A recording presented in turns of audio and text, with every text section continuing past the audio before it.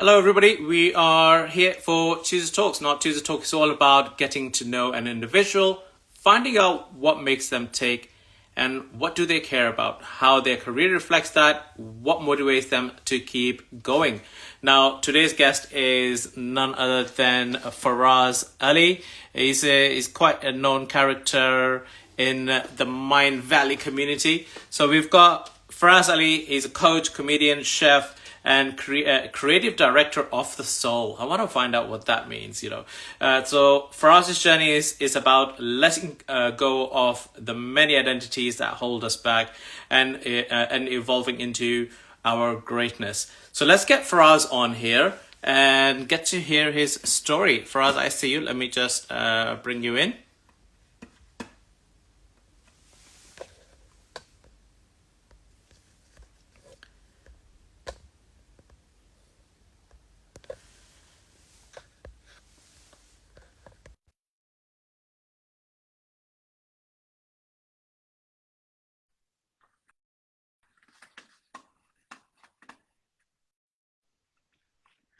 Right. Hello, Faraz. How are you doing? I am good. I'm good. We're live, baby. How you doing? We are live. Thank you very much for taking the time out and hopping on to Tuesday Talks. It's my pleasure. It's been a while. 6 weeks since I last saw you, so Yes, that's quite a long time, right? I know. I missed you, man. I missed you. I think I Yeah, called you. I called you last time. I was sitting in a room in Turkey just after the Mind Valley Dubai event. Like, Zishan, I'm alone. I'm missing. I'm missing people. So it's been a transition, but it's good to see you again. yeah, it's good to see you again as well. So I don't know if you got to hear the a very short introduction that I did about you, but you're the best person to introduce yourself. So let us know who you are, what you do for the audience that don't know you, and also that the conversation starter for us will be why do you do it for us as well. So you take it away. Yeah, this is the point where I tell you we're going to speak about identity. I'm going to have an identity crisis live on your show just to get more ratings. Now, so let me put it this way. I've been working in the coaching space since 2000, probably 1998. Started early as an 18-year-old. I had that Yoda-like advice, which I love to give to people, and it actually worked out, but I failed to take my own advice, as we do. Hmm. So I've been giving advice for quite a lot of time. I read a lot of books and I experience life quite a lot.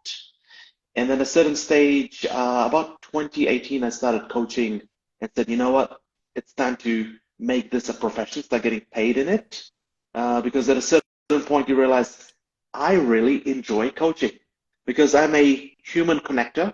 If you put me in any settings as a stranger, I'll make friends, I'll Mm. make connections, and I'll have a great time. And I'm like, I can use that energy and that vibes to actually use it into something I love to do, which is coaching and creating events. So pretty much, I have been coaching for a while, also consulting on top of it. Previously, I've worked in television and also worked as a chef. And one of my friends says, Russ, you should open a restaurant. And one of my advisors is like, it's a lot of work, but the reason you shouldn't open a restaurant and just have pop-up kitchens, it makes you unique. Mm. And that's Mm. something I really enjoy because I'm gonna actually tell you what he told me to paraphrase it. It's like for us, if you're good at sex, should you become a sex worker? I'm like, no. So if you're good at cooking, should you become a chef? No. Exactly. So keep it unique, keep it in scarcity, unique skills, so people are in demand. So I've been doing that as a pop-up around Norway with the cooking, inviting people exclusively to dinners once a month, and gets people hungry and like, we want to see you again. And it's just not about the dinner; it's about telling a story through the food and Mm. also the energy, the vibe you create. I mean, you've been to one of my events, hanging out, you feel the energy, you feel the fun, and that's what's missing. I mean, coming out of lockdown, it's quite important to create those scenes again. So that's what I do. I have a lot of hats. I'm also an investor, run a startup accelerator, and I think in the introduction you said creative director of the soul. Yeah, Yes, yeah, what's that yeah, all about? yeah. soul is something I thought I knew through the music, but it's not till I got my coaches and mentors that I realized the soul inspirational experience is much deeper once you start your journey inwards. And once you get to learn about yourself, who you really are, connect to your soul, and then come from that place of authenticity, it just makes life a lot brighter and fun. And that's what we'll talk about today in terms of identities. But yeah, I wear a lot of different hats. Right before this call, I was like, all right, Mr. High Performance, I do high performance coaching. I'm like, we got to call this Zishan in 1 hour. Let's see how we can put my daughter to sleep. And I succeeded 1 hour before the show to put her to sleep. I'm like, all right, winning. So off to a winning start. That is an amazing start, and thank you very much for opening up with a wonderful introduction of your many hats and attributes. And I love the part where you share about the sex worker and chef. Wow, this is an amazing analogy to compare the both other ends of the spectrum. But I love that, and I've been in the environment where you are, and definitely that the vibe of that room definitely changes. So you are definitely a vibe raiser. Right? That's like a product right there. I'm a vibe raiser. Buy me shops $9.99 now. There you go. There you go. We have to trademark it here now. So yeah, so you're there, and you're just another level of the commitment that you bring to the group that you come into, right? And it's amazing. It rubs off as well. I mean, I'm one of those ambiverts, right? So I just go with the flow. If the room's hyperactive and everything, I'm like, yeah, I'm buzzing as well. If the room's chill and quiet, I'll be chill and quiet, But I think you'll come in, you'll get everybody's in the room, go, why? It's gonna like, yes, hyper now. Let's go up dancing. Where's the music, right? And it'll be up. But then I've seen you also chill, right? So relaxing, sitting down, and when it's needed to. So that's amazing. So all these things, and obviously we're going to talk about the identity that you want to speak about. But let's take it to the basic in terms of why are you doing what you're doing now in terms of you helping others with the identity issues and so forth. Right. So before I jump directly into it, yes. So I do high performance coaching, which is based on 7 pillars, and one of them is mind. And within the mind, as we drill further down, identity comes up as a topic that often shows up. And being from a Asian background, we're going to go straight into the topic, and the why is going to come out eventually. So you grew up in a, you would say, pretty conservative environment, just like me. There's a lot of religious rules. There's a lot of cultural rules. There's the bumper sticker on every Indian auntie, "Lok kya kahenge," which means what would people say? And that is one of the tattoos, or the brain tattoos, one of those quotations that says with generations. And yes. Working within this space. So identity, let me just craft it. When I live in Norway at the moment. I'm a Norwegian citizen. I'm also a citizen of New Zealand and Fiji. Actually, I shouldn't say that live yet, but immigration's going to call me, you got 3 passports? Like, no, it's confusion. I just got two. Here. So anyway, I belong to these countries, but whenever I traveled from Norway back to New Zealand, people are like, you're becoming Norwegian. You're not as Kiwi or New Zealand as you used to be, like a New Zealander Kiwi. So Kiwis are New Zealanders. That's just the term I'm going to be using. So they're like, you're not as Kiwi as you used to be. So when I go to Fiji, you're not as Fiji as you used to be, as Fijian. I was like, oh, have I lost the dialect? No, your vibe, your energy is changing. I'm like, sweet, I'm evolving as a human being. So that is to happen. But every country I went to, and these are my home countries, Fiji, New Zealand, they're like, I wasn't Kiwi or Fijian enough. And then I come back to Norway, the brown chocolate brother working, and I've heard it, and you can call it systematic racism, or the way people place the words. They don't know any better. They're like, you are Norwegian now, but you'll never be fully Norwegian. And I'm like, what the F does that supposed to mean? But I get it. I'm not born there. I'm immigrated to the country, lived long enough in Europe and Norway. I was like, all right, I got my salmon-colored passport. Yep, it's the only country with salmon-colored passport. But at that point, I'm like, how do I identify myself? Because if I say I'm a Kiwi, those haters, they say, you ain't Kiwi enough, baby. The Fijians say, you're not Fijian enough. They're not Fijian enough. And then I just took it. And the word that was going around, and this whole culture was spreading, and I travel a lot. I've been to 75 countries, and the term often used, aligned with me, was global citizen. I'm like, you know what? All the time, people are calling me global citizen for the last 10 years. I wasn't listening, but that is my identity. And what happens is you ask for the why.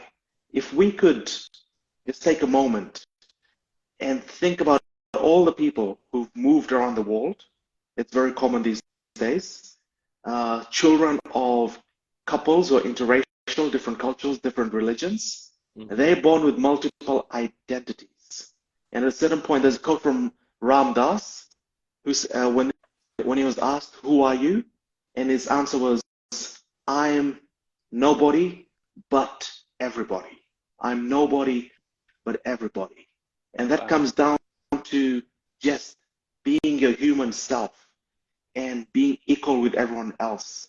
And that equality of when all the humans are at the same level is when you're a global citizen. So when you're born into this world, when you come as a baby out, you are a global citizen. That is your factory default setting, as they say, the iPhone factory. You're a global citizen. And what happens on top of that is, you know how we customize our phone? Well, you're not customizing it.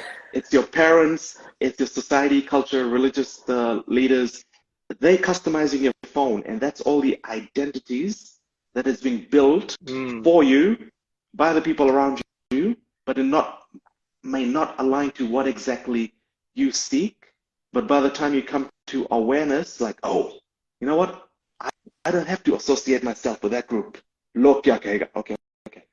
I don't have to be that religious and pray 5 times a day. What are people going to say? Like, okay. Oh, I can go and date a girl openly? No, you're in the Indian culture, baby. You can't do that. Like, fuck. So you have all this identity things.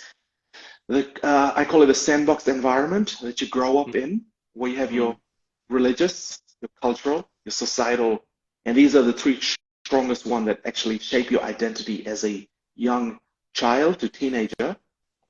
And these really screw up your mind because you are trying to find yourself.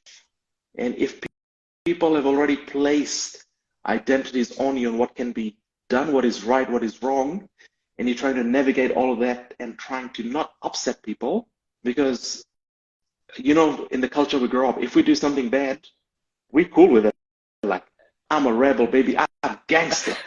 Till they tell your mama and dad, and you're like, oh shit, now I'm in trouble. Yeah. Because that stuff always comes back to the family, and the families will take it out on you, and then you're like, you in trouble. Yeah, like, putting their name to bad. Yeah.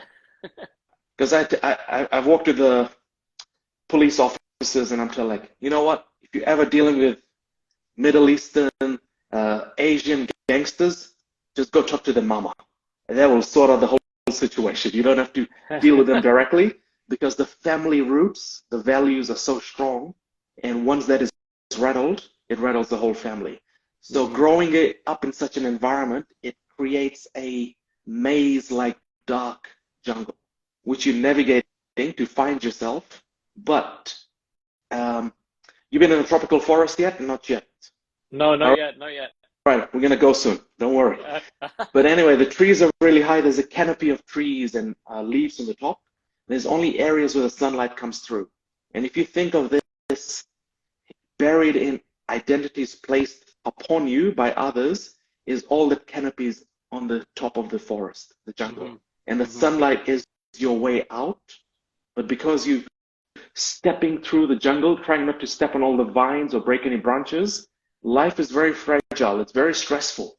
And Zishan, I mean, you can relate to this as a teenager growing up in the English, shall I say, British Bangladeshi community, yes? definitely, I can relate, or I can relate to that. Everything you're saying in my head, I am playing my teenage years. I'm like, yes, yes.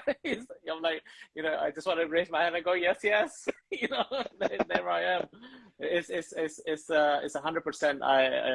What you're saying, that being in that sandbox environment, and having that society pressure plus your family pressure. So I'm not just saying immediate family as well. Maybe your mom and dad are cool with what you're doing, but you've got the pressure of uncles and aunties who are out and about, and you're like, you have to be careful. Hopefully that uncle doesn't see me, or that auntie doesn't see me walking out with this person, and all that stuff. And you're like, you're living your life by just trying to see what's happening behind you. That's everybody else is probably looking behind so that they don't get robbed. But we're looking behind that. Do we know anybody else who knows us? Exactly. And Exactly. that's what we're looking at.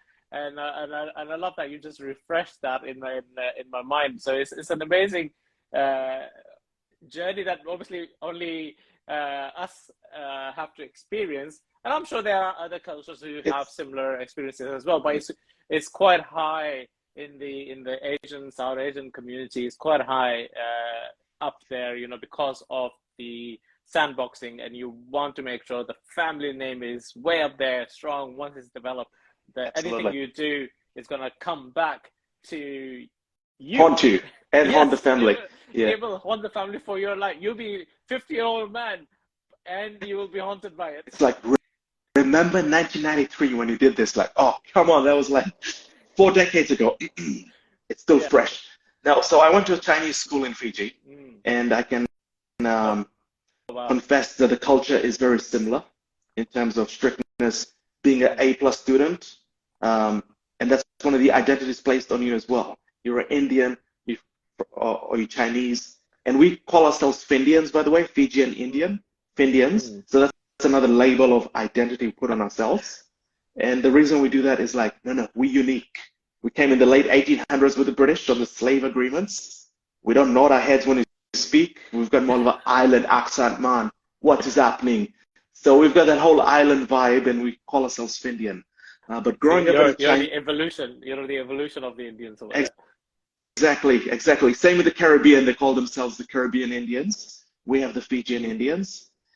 And what happened is, in the Chinese school, it's very strict, and I learned, wow, the Chinese and Indians are very similar. It's like, if you don't get the A+, you're not working hard enough. And that's another pressure you get with the cultural beliefs laid out on you. So as I'm going to just dive slightly deep into this, and we're going to discuss in the next 20 minutes, is being a global citizen and finding purpose and living by your values. Now, if I spoke about purpose and values in my Indian community as a teenager, what are you talking about, man? You're mad. Focus on your studies. And when I speak about focus on studies, so we have this belief that and I grew up as a Muslim boy, grew up as a Findian, strong Indian inheritance in terms of how things are done, from culinary to belief system, structure, all the hierarchies. Everything's just like India, just more islandized, more relaxed, but not too relaxed. So what happens is, Fiji was cool. When I moved to New Zealand, there's a bigger population, bigger culture, and I hit, those puberty years. Now you're a teenager. You're like 15, 16, and now you see woman. You're like, all right. You can take over the world. And then people like, haram, brother, don't think like this. I'm like, okay. And then you want to talk to someone, but no one's available because dating, sex, all of this. Sex is an international, global taboo topic. Dating is a taboo topic in our culture as well, in the Asian culture. We don't speak about it openly. Things have improved now in the 21st century.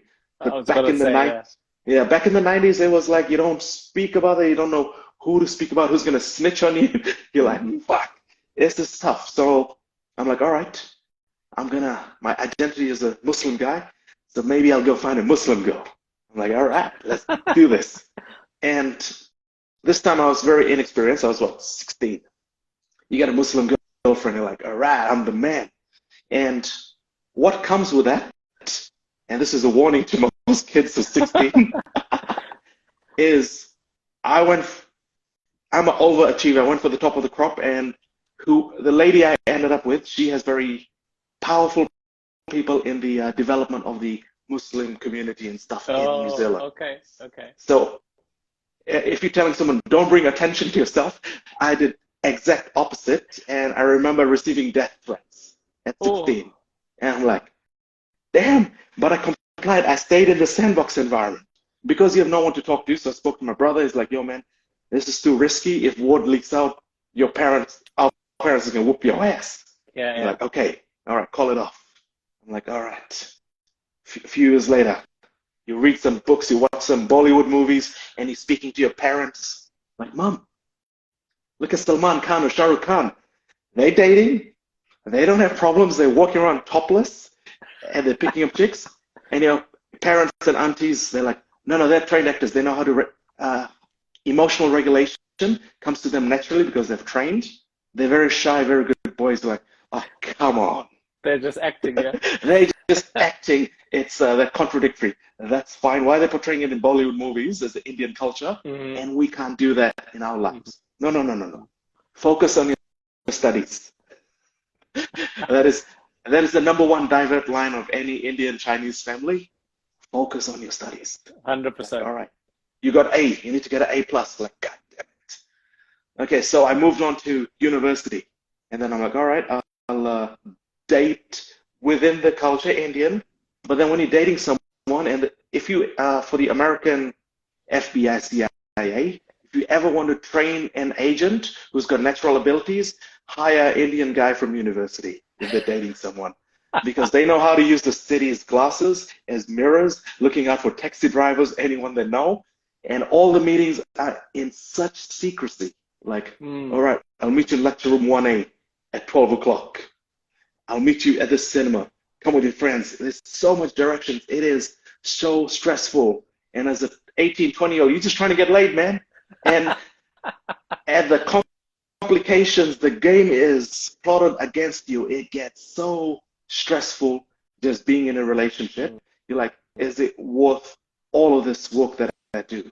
And then at a certain point, you're like, okay, let's end this as well. And now you are really deep inside the maze of identity because you want to be someone who expresses yourself. And sometimes you have to do to friends through a person, a girlfriend or boyfriend, a lovership. And that's part of human evolution. You need to fall in love. You need to express yourself. You need to learn. But if you're doing that all under stress with 25 eyes around you, like Big Brother, it's not really allowing you to find yourself because you are defending yourself rather than finding yourself. And so I grew up in this identity and eventually started dating a white woman. And I remember, man, when I went that direction, I was like singing, "You're free to do what you want to do. It's your life." And I was just like, you want to do what you want to do, because all of a sudden there was no restrictions. There was no secrecy. You don't have to be a secret agent. And then I realized, you know what? Some of this guy's got it easy. And then you try to explain your cultural settings to your friends who are not Indian. They're like, what do you mean they're strict? What do you mean there's people who report to other people? I'm like, dude, it's complicated. It's a maze. It's a jungle. And then There's a whole FBI system. Exactly. And it just messes with your mind. And at a certain point, I had the opportunity to move to Europe in 2005. I actually went on a holiday in 2003 to Europe, Germany, Norway, London. And never came back, did it? No, that was the first trip in summer. I was like, this is freedom. Like, I don't know that brown guy. I don't know him. I can walk. I can be free, because New Zealand's got a small population of 5 million-ish, and there's about 1 million in the city and quite a large Indo community. So everyone knows each other. Everyone watches each other. But I had that freedom, and 2005 came around. I'm like, I'm moving. And it's one of those choices, like, I have the safety net of my family, my community. I had a great job, nice profile in New Zealand. I could have stayed in comfort, I would have never discovered myself. And it's like, you've probably seen The Dark Knight. You've seen those movies where the hero starts his hero's journey.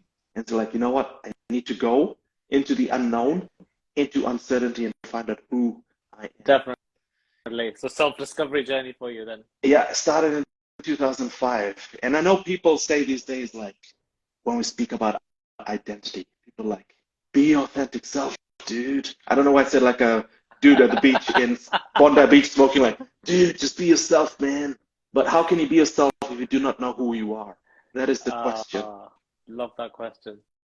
Yeah, and people love being their authentic self, but if it's not a real reflection of their identity, their soul, their purpose, their values, and then it's just a temporary moment where they tell what they feel like, who they feel like.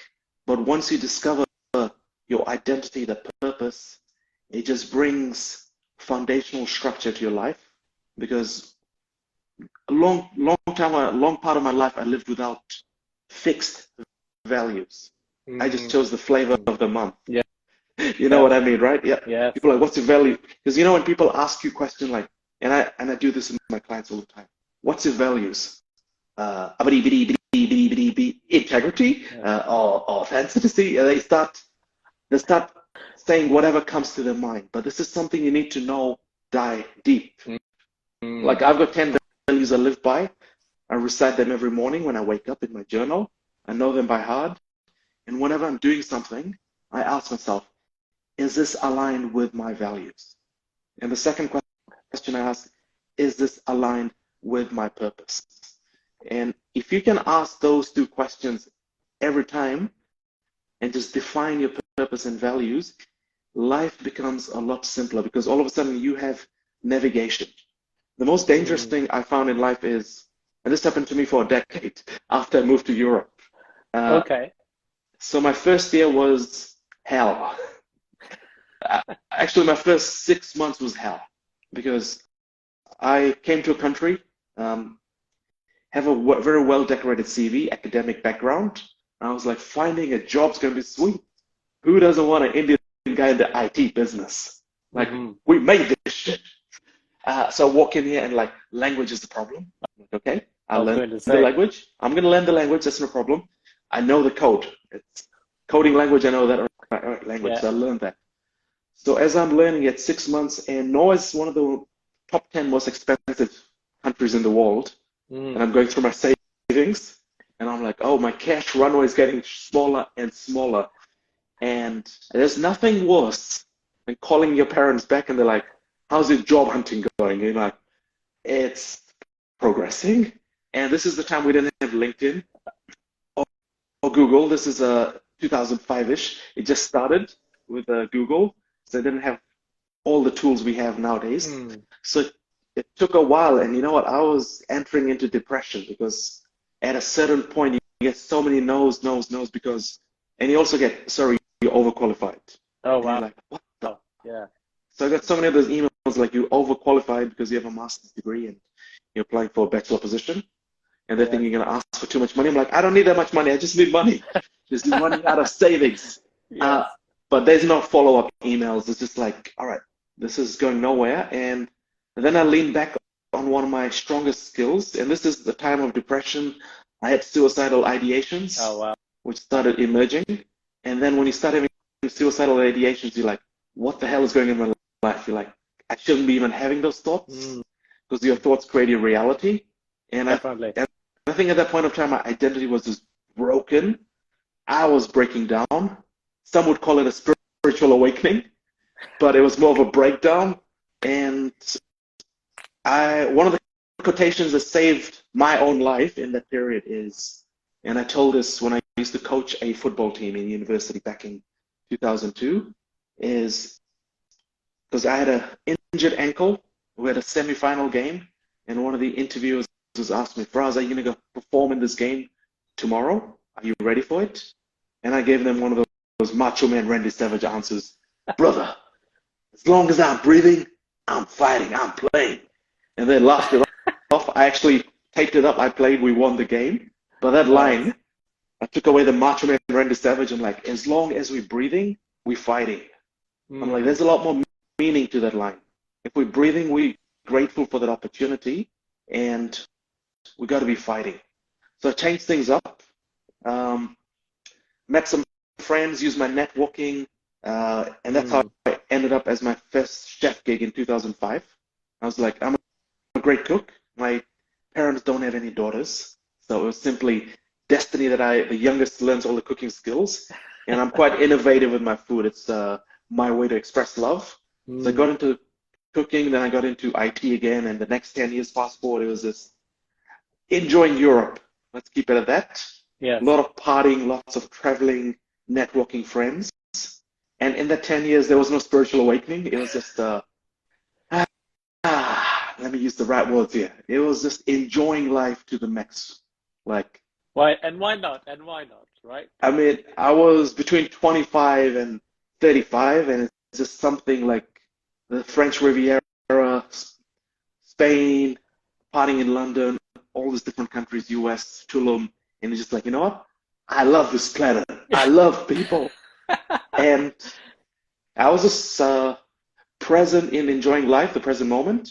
And that 10 years went very fast, but Mm. I got to visit so many countries and learn so many things. And that was the silver lining in that whole journey. It's like I'll explain when we're in South America. Me and my friend were just going down the streets, jet lagged. It's Christmas time.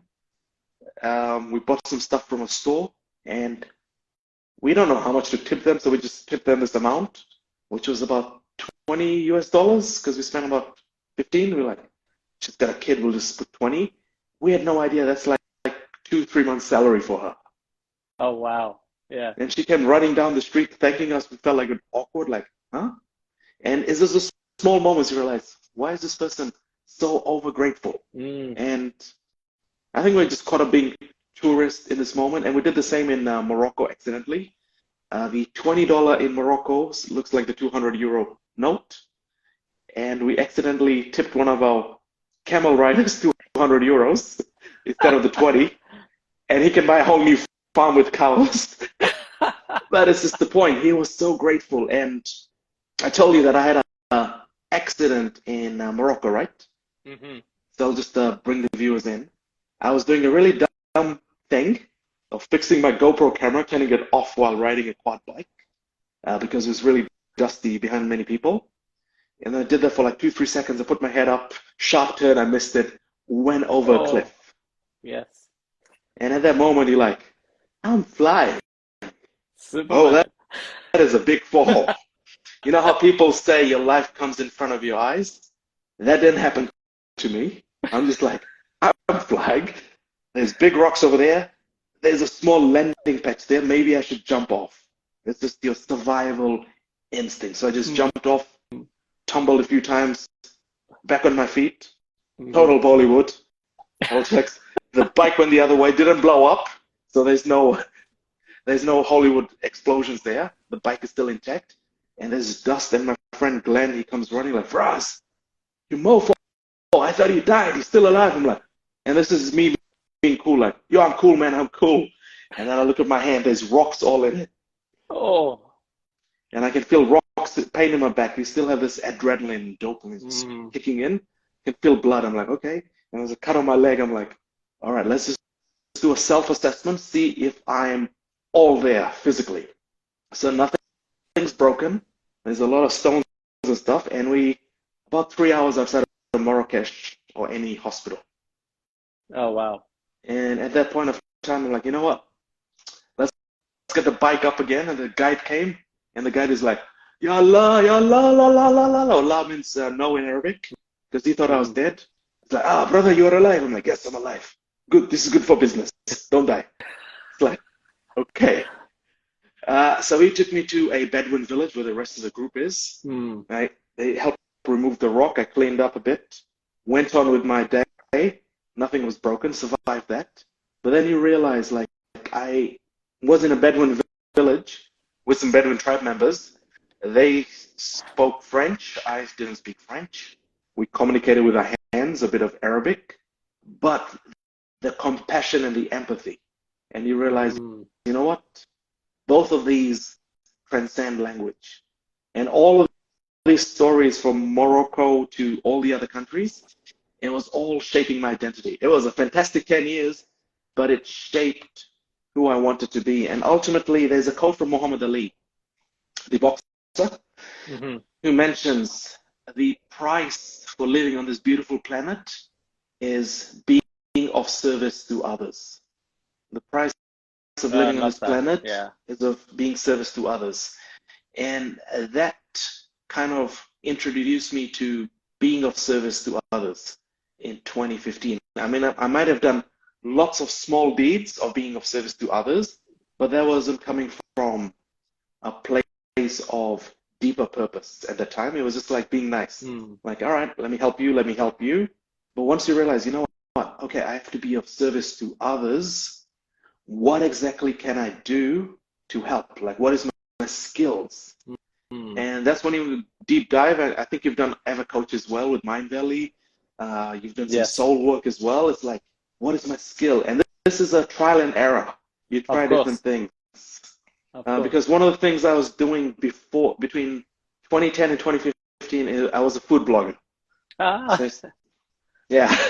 So I was the guy who used to travel around to Michelin star restaurants like Osteria Francesca with Massimo Bottura, Gordon Ramsay's places, and several others around Spain and so on, just to taste the food, takes lots of photos, write a blog, and this entitled me to a lot of privileges with of hotels course. and restaurants because they're like, our booking's full. You're like, I'm doing a piece. Here's the blog. We can open a table for you on Friday. Is there a problem, sir? No, no. We. I'm like, all right. Yes, So that was opening opportunities for 5 years. I milked that baby. I was enjoying it. But that was something, what I questioned in 2015, 2016 is like, am I really being of service to others? Some level. For those who are interested in high-end dining in restaurants, but I'm like, I need to give back at a bigger scale. And then I went all the way back to 1993, my first day in New Zealand. And there was an incident where first month in school, I was walking past the kindergarten and the kid just saw me. He was on the other side of a fence. He yelled out some really racist lines and he's like 5 or 6 years old. oh It's wow. like, it's like, hey, you. So and I'm like, so and so and I'm so. like, easy. I can't say those words on live, Of Instagram live. course. No, so I'm like, did he just call me this word? And I'm like, I'm 13 years old. I can't argue with a 5 or 6 year old. This is wrong. But that moment passed. But when I reflected back on it, I'm like, hang on. Why does a kid feel comfortable using those words? And it's simply because it's used in his home, in his environment. And that's where the vision was born in 2016. After 1 year of trial and error, it's like transforming the world by transforming human behavior. And that vision, the first objective was simply working with parents. So I've got 3 books out, three more coming, which really focuses on changing people's mindset at home. It's simply because you have had a bad day, and you've seen this quite often. People have bad days, they come home, and the son is like, all right, daddy, let's party. And the dad's like, no, I'm too tired. Yeah. And the kid's Yes. neglected. And sometimes they're really feeling bad, they take it on the kids. They have arguments with friends, they use racially slurred words, which the kids picks up like, so you go call brown people this? Yes. All right, let me test it out. Oh yeah, they reacted pretty well. And it's simply my early stages of work is trying to create happier homes to create happier children. So a lot of my parenting coaching, the parenting evolution is focused on that. And then another area, self-evolution. And when you come into self-evolution, which is part of your parental journey, is finding who you are. And that comes to stripping away all the labels. It's like calling all your labels Jack and saying, hit the road, Jack, and don't you come back no more, no more, no more. It's like getting rid of all those labels, because once I got rid of that whole culturescape, the beliefs, all the religious constraints, like I need to do this, this, and this. I'm like, you know what, let's just take all of it away. There's nothing wrong with it. Clean slate. I just need to step away from it to identify who I am. Mm. And once I did that, it's like, you know what? Okay, let me define myself as a global citizen. Once again, factory reset. This is who I was born as. Now, what can I Yes, take come back with from? a blank canvas and being a global citizen, right? It's a Yeah, blank exactly. canvas. Yeah. I think we've all reached that point where like, who am I really? And then you can always take the good points from your culture, your religion, Mm. your socials, networks. Just take all the good points and see, does this add value to my purpose or to my values? Mm. If it does, let's keep that. What about this one? And then, because I mix a lot of my work from different religions, different cultures, like one of the quotations I live by when I travel is, it's a Buddhism quote. Let me paraphrase it, that the world is one big family. So everyone on the planet is one big family. And I Mm. know we use this in the Indian culture all the time. Second cousin, fourth cousin, 15th cousin. Yeah. Yes. So the Buddhism, they have this, the world is one big family. And if you come from that perspective, naturally, as our brother Ajit, your stunt double, says, come from a place of love, Yeah. right? He Yes. always says that. And if you see the rest of the world as your family, you come from a place of love. You have a lot more forgiveness.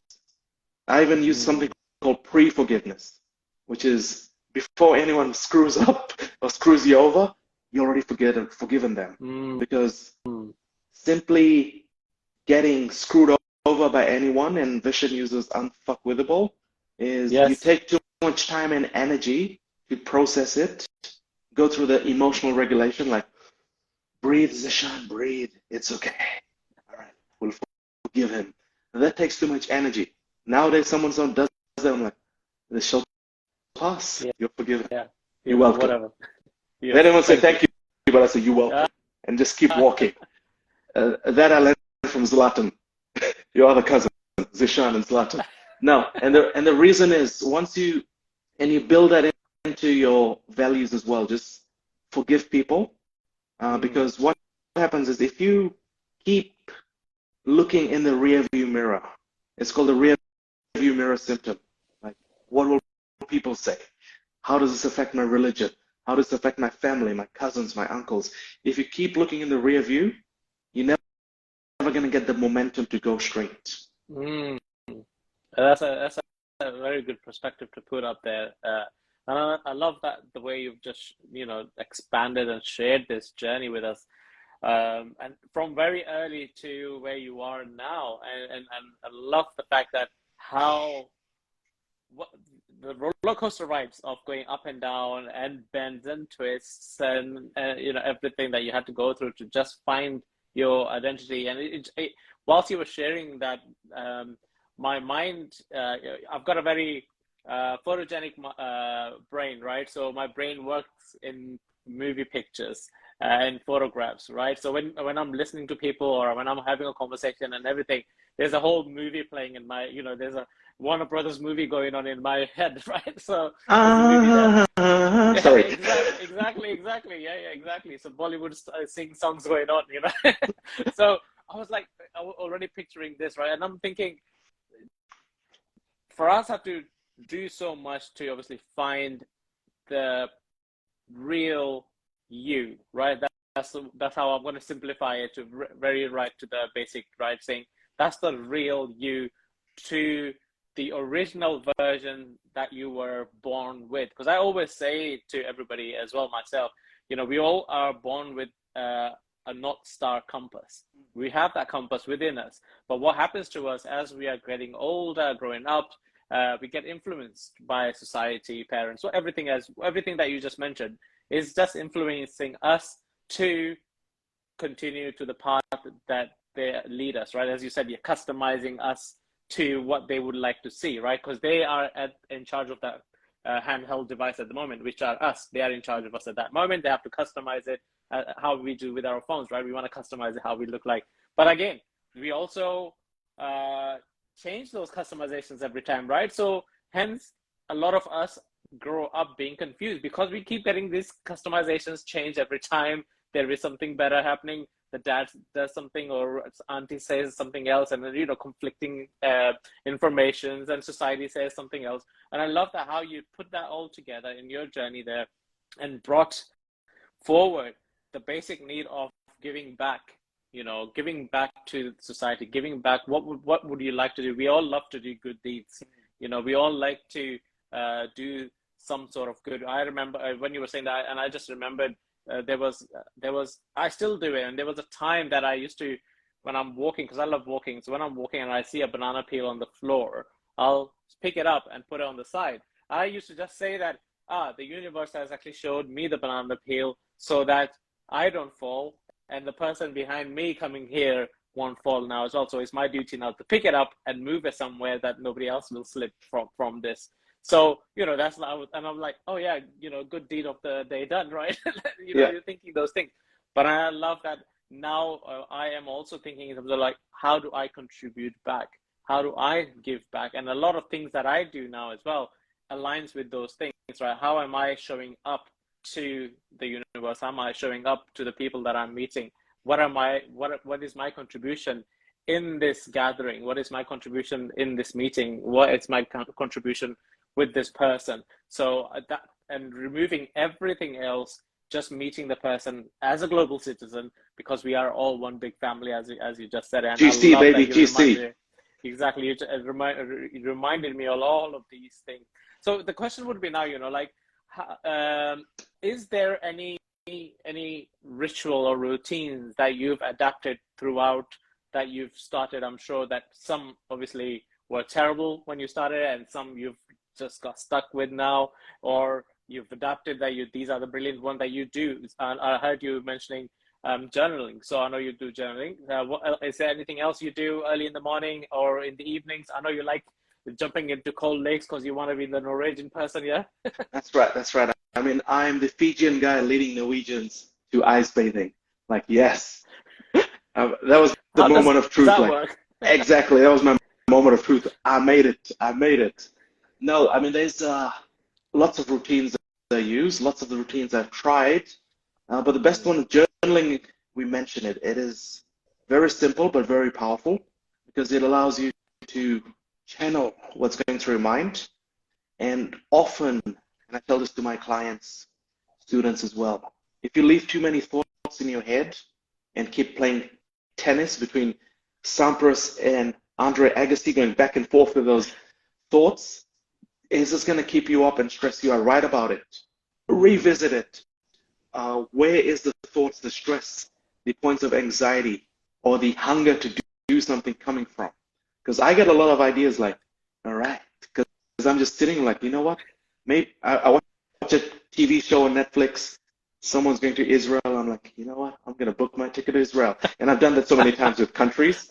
It's like, I see it on, that's how I booked my trip to Italia, to Osteria Francesca. I'm like, all right, world's #1 restaurant. Okay, let's just call them. Let's book a restaurant or date straight away. And it's about taking action on your thoughts, because often your thoughts will come into your mind, and if you don't take action, it's going to sit in your mind, it's going to bug you, and the longer it stays there, the more regret you're going to have about it. So validate if it needs to be done, or if it needs to be done later, or if it's not adding no value to your purpose or values. And if it's not adding any value to your purpose, then you might as well just dismiss it. So it's important to write about it and process it in that way. And one of the rituals is basically always check, what are your goals, your vision, what are you currently doing?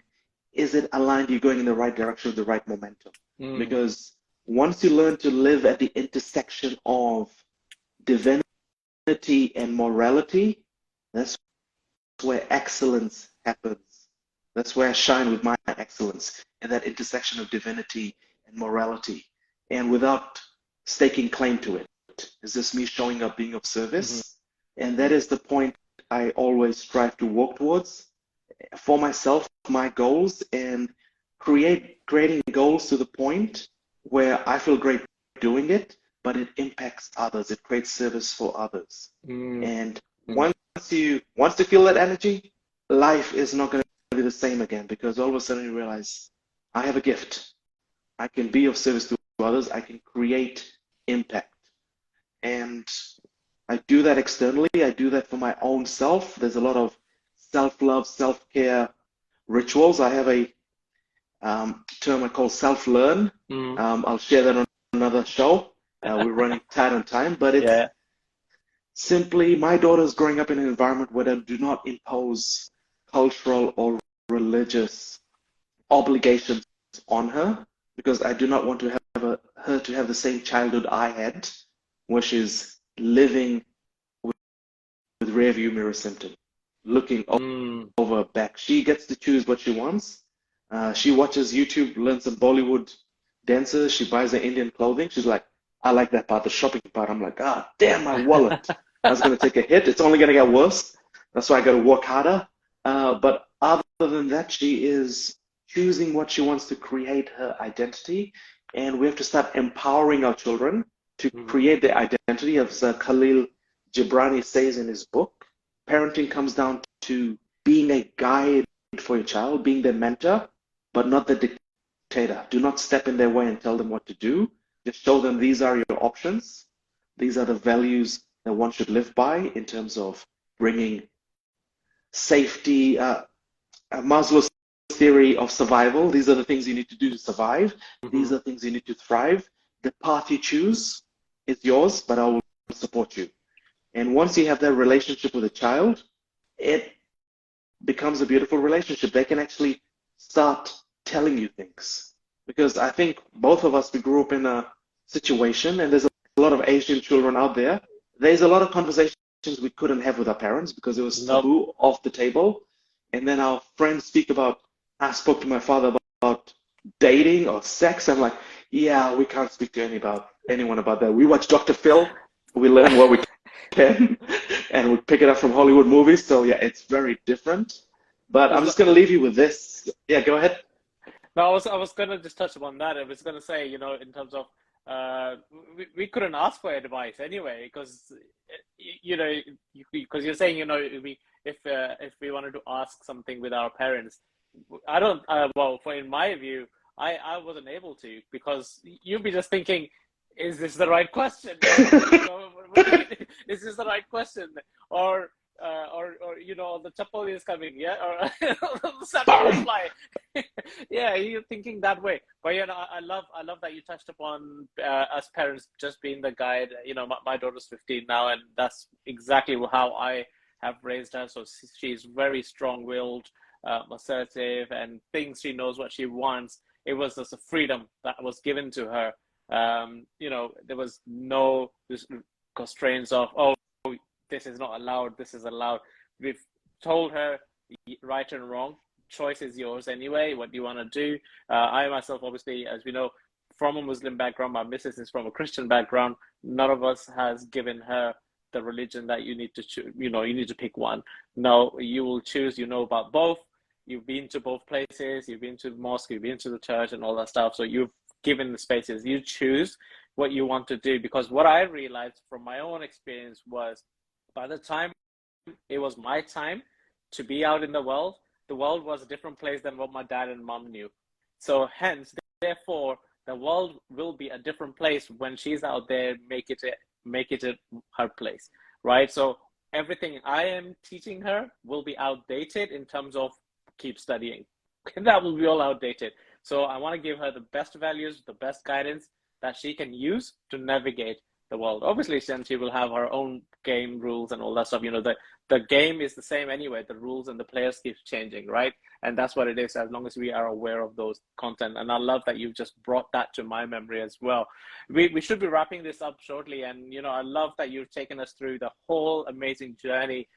So if people wanted to get in touch with you, are you doing one-to-one coaching, group coaching, and so forth? What are you doing if people wanted to get in touch with you for anything?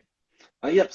So at the moment, I am doing group coaching, and this is just to do your high performance work, go through your identity, because the most important thing with coaching for anyone listening, watching, is simply, if you want to save time, Because I know you want to watch the Netflix show. I know you want to travel. You want to do a lot of things. But if you want to save time and get the results at a faster rate, I strongly recommend coaching. And I hope I could send myself back in time to myself, the younger version, to coach him and just say, all right, these are the things you need to do. And one of the things that really shaped my identity journey is a quote from Marianne Williamson, which is like, you are not afraid of your darkness, you're afraid of your power. That's paraphrased. You're not afraid of your darkness, you're afraid of your power. And the darkness is that jungle I described, all that Yes. buffet of identities that you're choosing from or that's being pushed on you. But your power is finding yourself and shining your light, your true self, and chasing what you want. And sometimes people are afraid of the power because when you choose that identity, that purpose, those values to step into your power, you're going to lose a lot of friends. Family members won't speak to you. You may get outcasted from your society. That is the risk that comes with it. But that's the good news. The great news is you're going to find a lot of people who support you. And these I love people that. actually understand you. So that's the good and great news. And you got to be comfortable with that. And just as Bob Proctor says, you can live with the fear of it, or you can live having faith it's going to work out. And there's a book from Robert Johnson who calls this darkness into power the golden rainbow. Sorry, the golden shadow. That's what it's called, the golden shadow. The golden shadow. Yeah, because in that shadow lives that golden higher version of yourself that's ready to come out, but is just too shy. It's just too worried. What will people say? The fear of judgment, the fear of failure. And once you step out of the shadow, the golden version of yourself, things start happening and you actually start feeling better. You show up better for yourself, for your family, for your children, for your friends, and you create more impact.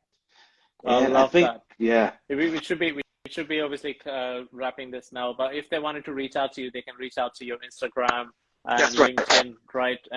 And the handle for the both, it's the same It or any different? is Faraaz for real. I am stuck with that for the rest of my life, and I'm happy with that. So no, yes, reach out to me on Instagram. That's the easiest, or LinkedIn if you're interested in group coaching, one-on-one coaching, or just want to do a podcast or chat. And I think what I'll leave you with is the same. In life, you're going to meet a lot of people. The teacher will teach you. The master will teach you how to teach. But the mystique will tell you you already know what you need to know. You just have to ask the right questions so you can learn the way to create deeper impact. And we're going to meet a lot of teachers. We're going to meet a lot of masters. We're going to be like, you know what? This is who I am. But it's a moment you meet that mystique where they tell you, you already know what you need to learn. Now ask the right questions, how you can deliver this, how you can make impact. And everyone's gonna have that moment in their life, and it's a beautiful moment because that's when you realize I am meant to be more, not just living a life to survive, living a life to thrive and make impact and connection. And the biggest thing to accelerate your journey and be a catalyst is your community, because your community offers you a place of connection, a place of healing, a place of inspiration, and these days, co-creation. And if you find your community, you find that place of belonging, being loved, and that's what all we want, right? Have that sense of belonging and be loved, so we can just be ourselves. And sometimes the community might not be your religious groups, your cultural groups. It might be a digital group that is pretty much open source, doesn't belong to one franchise, and you can just work with them and it grows and grows, and you just grow with that. So I'm going to leave it with that. I love that. That's an amazing wrap up for our conversation today as Tuesday Talks. And thank you very much, Fraz, for sharing such an amazing journey. And you've dropped so many aha moments there, and I'm sure that people who are listening to this now or watching live were able to take away.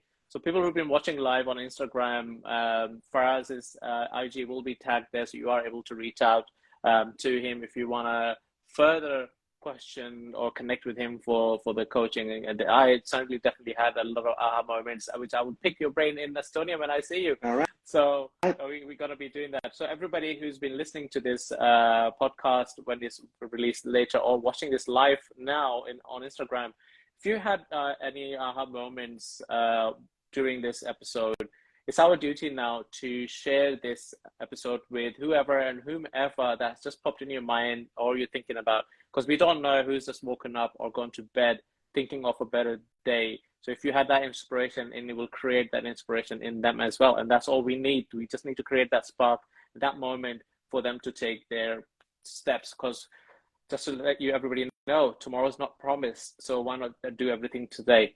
So thank you very much for us. Thank you. And thank you very much everybody as well. Bye-bye. All right, everyone. Ciao.